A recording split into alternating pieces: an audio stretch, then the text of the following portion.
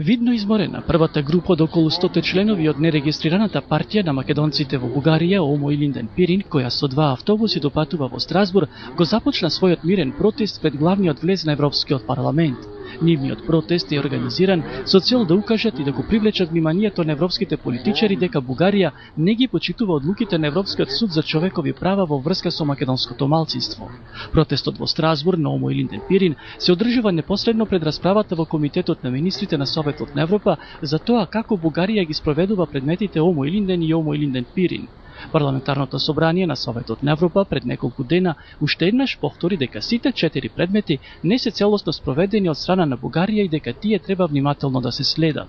Ваквата позиција на Паневропската асамблеја во многу се разликува од насоките на Комитетот на министрите и пред се на желбите на Бугарија да се затворат како решени до крајот на годинава сите 4 предмети и покрај тоа што партијата на македонците во Бугарија се уште не е регистрирана. На протестот пред зградата на Европскиот парламент, организиран од македонците од Бугарија, се очекува да им се придружат и европратеници, представници на Европската слободна алијанса, чија членка е партијата Омо Илинден Пирин, иако не е регистрирана.